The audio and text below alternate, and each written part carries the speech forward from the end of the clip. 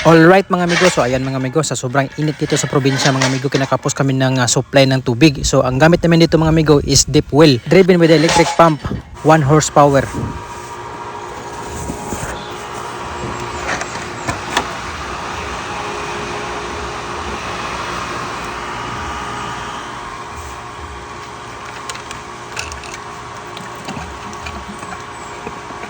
So as you can see mga amigo, umaandar yung pump at nakita nyo mga amigo, walang dalang tubig. Ang lalim ng tubig dito mga amigo is nasa 25 feet. So it means ang tubo na nilibing dito is 25 feet mga amigo. So ngayon, nakita nyo mga amigo, sa sobrang init, kinakapos kami ng tubig dito sa probinsya mga amigo, kaya nagpapa-manual drill kami. Nagbabakasakaling makahanap ng malakas na supply ng tubig dito sa ating area. Oh, napingis siya gamay. Mo na tubig gamay. Napingis. Pingis niya. Sa kalinya ni tubig kini kini. Okay. Kaya niya sugaton ani ang bulog mas tubig kanang gabahada ba. Ito nga pala si Manong Sidro. Siya ang expert ng maghanap ng tubig dito sa ating area. So may dala siyang device upang malaman niya kung saan ang malakas na current dito sa ating area mga amigo. Gamit ang kanyang dalang device mga amigo, ilang beses siyang nag-scan sa ating area mga amigo kung saan talaga ang pinakamalakas na current ng tubig before siya mag-manual drilling sa ating pwesto mga amigo. Nakaraang linggo mga amigo is meron ding sumubok na mag-manual drill dito. So ito yung kanilang iniwan mga amigo, walang tubig. So ngayon, pangalawang beses siyang magsubok kung meron talagang malakas na tubig dito sa ating area. Siya init ug taas. Mao siya ang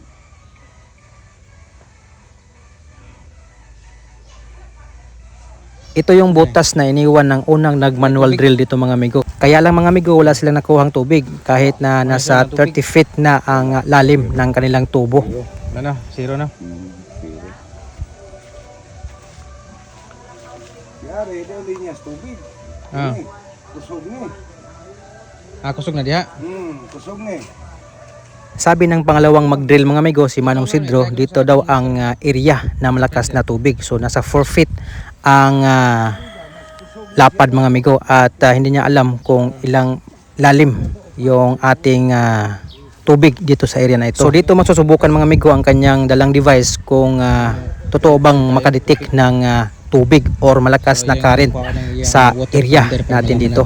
Kung totoo ba na malakas ang tubig dito.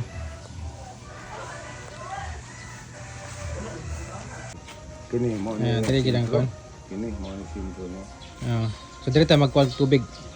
Atong review ni ato. So linagyan na ng marking mga amigo kung saan talaga mag-point ng tubo dito sa ating area.